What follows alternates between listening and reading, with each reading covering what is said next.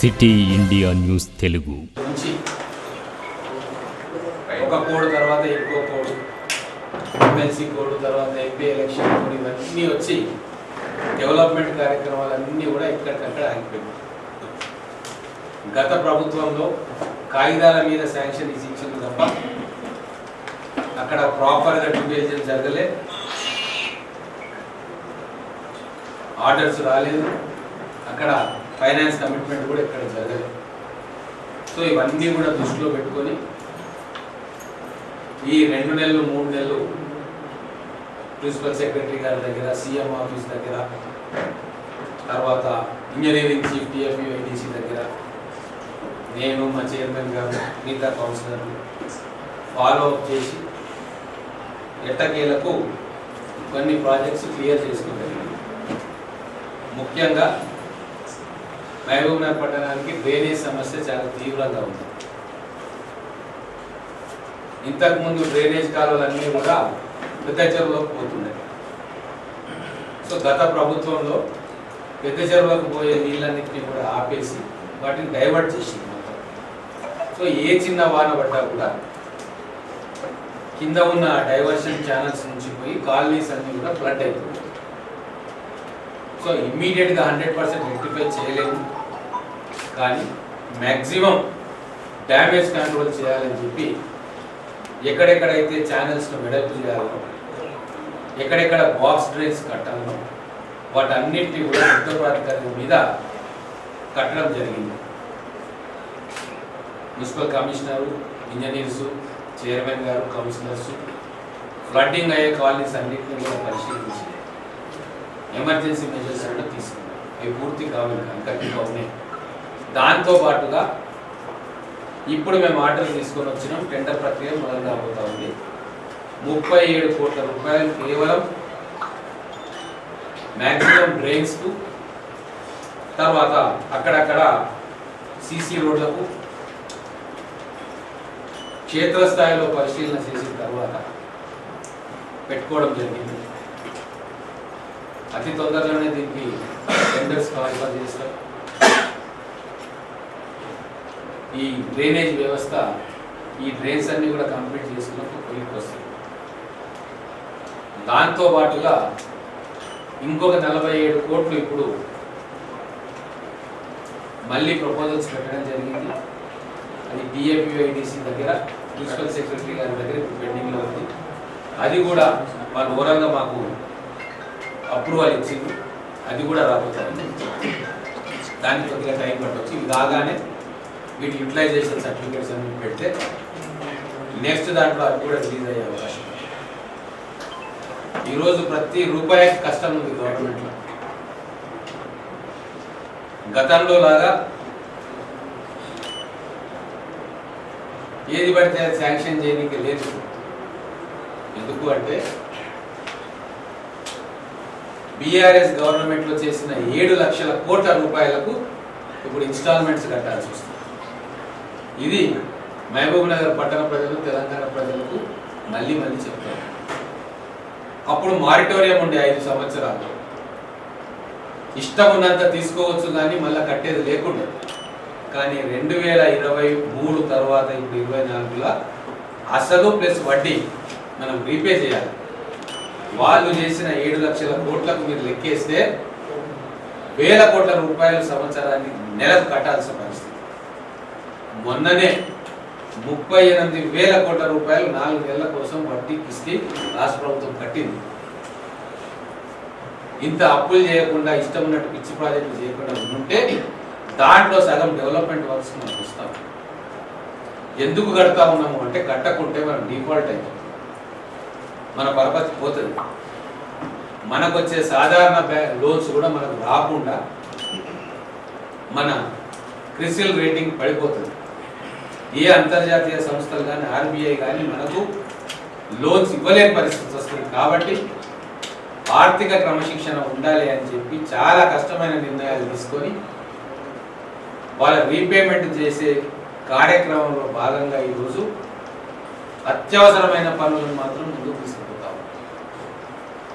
ఇది మీ అందరి ద్వారా ప్రజలకు కూడా తెలపాలని చెప్పి అంతేకాకుండా మీ అందరికీ తెలుసు 260 కోట్ల రూపాయల గతంలో ఎక్కడో మూలం ఉన్న ఫైల్ మనం తీసుకొని మళ్ళా సీఎం గారి ద్వారా ఢిల్లీకి పంపించి sewerage treatment plant under ground drainage ఒక పార్ట్కు అడ్మినిస్ట్రేటివ్ శాంక్షన్స్ పర్మిషన్స్ ఫండ్స్ అన్ని రిలీజ్ చేయించుకొని టెండర్ కూడా వేయడం జరిగింది.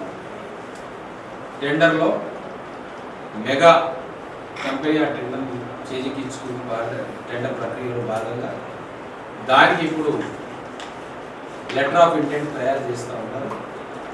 అది వచ్చినాక 1-2 నెలల్లో ఆ 260 కోట్ల రూపాయల వరకు కూడా మనం ఏమైనా పట్టణం కోసం సంబంధించి అది కూడా మొదలు కాబోతాం.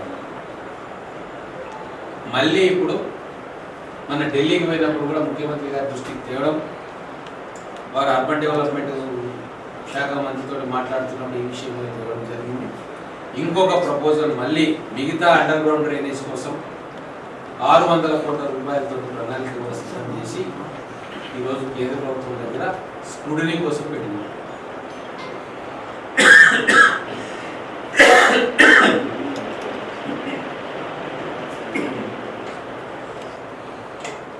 ఎగ్జామిన్ చేయించి దాంట్లో ఏమైనా సవరణలు చేసి ప్రపోజల్స్ మళ్ళీ పెట్టడం జరుగుతుంది. ఈరోజు స్పష్టంగా రాష్ట్ర ప్రభుత్వం కేంద్రం నుంచి వచ్చే ప్రతి రూపాయి కోసం ఎటువంటి భేషజాలు లేకుండా ఒకసారి కాదు 100 సార్లు కూడా కేంద్ర ప్రభుత్వం వ్యక్తులతోటి రాజకీయాలకు అతీతంగా కలవడానికి సిద్ధంగా ఉన్నాం. మేము కూడా ఈ రాష్ట్రానికైన కేంద్ర మంత్రుల సహకారం కూడా తీసుకొని అటు బండి సంజయ్ గారు కానీ కిషన్ రెడ్డి గారు కానీ వాళ్ళ డిపార్ట్మెంట్స్లో మన కాన్స్టిట్యున్సీకి కానీ మన జిల్లాకు కానీ మన రాష్ట్రానికి కానీ ఎటువంటి నిధులు తీసుకురావాలన్నా ఎటువంటి ప్రాజెక్ట్స్ టేకప్ చేయాలన్నా కూడా మేము వాళ్ళని కలుసుకొని ఆ ప్రాజెక్ట్ క్లియర్ చేసే ప్రక్రియ చేస్తున్నాం. ఎటువంటి భేషజాలు లేవు. కేంద్రము రాష్ట్రము చేయి కలిపితేనే తెలంగాణ అభివృద్ధి. రాజకీయాలు ఉంటాయి, విమర్శలు ఉంటాయి, ప్రతి విమర్శలు ఉంటాయి, అవన్నీ ఒక భాగం. అభివృద్ధి కోసం అందరి సహాయ సహకారాలను తీసుకోవాల్సిన బాధ్యత ఒక ప్రజాప్రతినిధిగా మన మీద ఉంది. పార్టీలో ఉండే వైషమ్యాలు వైరుధ్యాలతోటి ప్రజలకు ఎట్టి పరిస్థితుల్లో నష్టం జరుగుతుంది.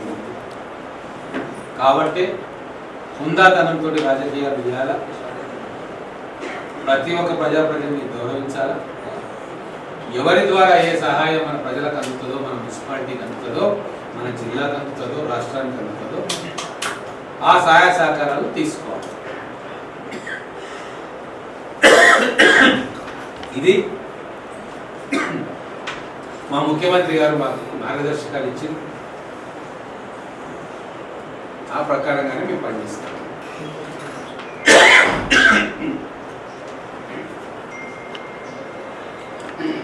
త్వరలోనే వన మహోత్సవం అనే కార్యక్రమం పెట్టుకున్నాం. విధి విధానాలు మళ్ళీ త్వరలో తెలియజేస్తాం. చాలా పెద్ద ఎత్తున మహబూబ్ నగర్ పట్టణంలో ప్రజలను భాగస్వాములుగా చేసి వన మహోత్సవాన్ని నవ్వుతున్న భవిష్యత్తుగా చేయాలని చెప్పి ఒక ఆలోచన వచ్చింది. డిఎఫ్ఓ గారితో, కమిషనర్ గారితో, చైర్మన్ గారితో, అలాగే కలెక్టర్ గారితో, మిగతా అధికారులందరితో కూర్చొని ప్రణాళికబద్ధంగా ప్లాన్ చేసుకొని పెద్ద ఎత్తున చెట్లు నాటే కార్యక్రమాన్ని త్వరలోనే అనౌన్స్ చేసి గ్రౌండింగ్ చేస్తాం.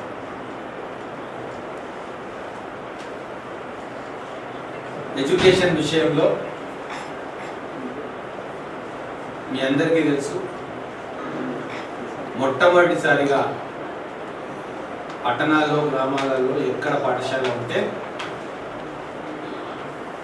బడి మొదలైన మొదటి రోజే యూనిఫామ్స్, టెక్స్ట్ బుక్స్ అన్నీ ఇవ్వడం జరిగింది. ఇంటర్మీడియట్ కాలేజీలలో కూడా ఇస్తున్నాం. ఈరోజే ఒక బాయ్స్ జూనియర్ కాలేజీలో ఇచ్చేసి వచ్చింది. గతంలో అక్టోబరు, నవంబరు, డిసెంబర్లో కూడా పుస్తకాలు అందేటివి కావు, యూనిఫామ్లు అందేటివి కావు. కాబట్టి ఒక విప్లవాత్మకమైన మార్పుకు ఈరోజు కాంగ్రెస్ ప్రభుత్వం శ్రీకారం చుట్టింది. మనందరినీ కూడా ఎంకరేజ్ చేస్తాము.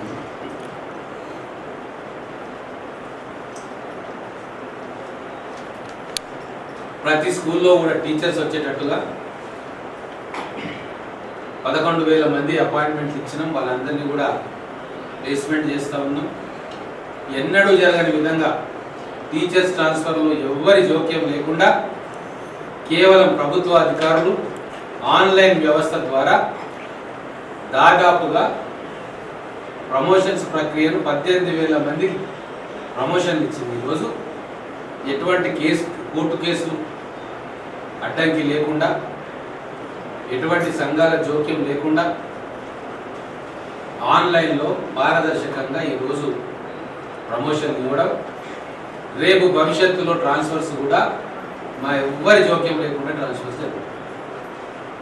స్పష్టంగా ముఖ్యమంత్రి గారు స్వయాన ఆయన ఒక టీచర్ ట్రాన్స్ఫర్ కూడా రికమెండ్ చేయొద్దు అని నిర్ణయం తీసుకున్నారు. వారి బాటలో మేమందరం కూడా టీచర్స్ ట్రాన్స్ఫర్ ప్రక్రియలో మా జోక్యం ఉండదు. మాకు కావాల్సిన వాళ్ళైనా సరే, బంధువులైనా సరే, మిత్రులైనా సరే, ఏది కూడా ఆన్లైన్లో పారదర్శకంగా అధికారుల పర్యవేక్షణలో జరుగుతుంది.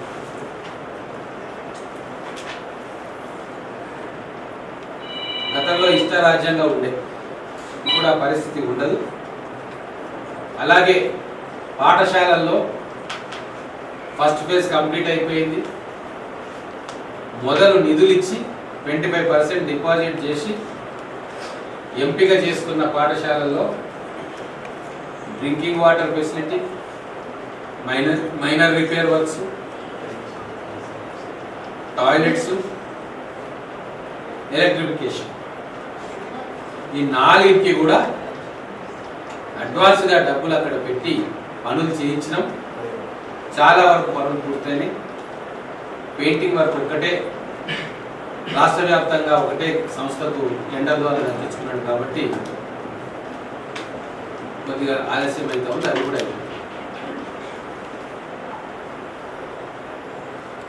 ఈ కార్యక్రమం కన్స్ట్రక్షన్ పర్యవేక్షణ కూడా మహిళా సంఘాల అధ్యక్షులకు వాళ్ళకి అప్పగించారు. వాళ్ళు విద్యా కమిటీ అధ్యక్షులంతా మహిళా సంఘంలో ఉన్న వాళ్ళు ఇప్పుడు విద్యా కమిటీకి అధ్యక్షులు. ఎడ్యుకేషన్ విద్య విలువ తెలిసిన మహిళల చేతిలో పెట్టాలని చెప్పి ముఖ్యమంత్రి గారు నిర్ణయం తీసుకున్నారు.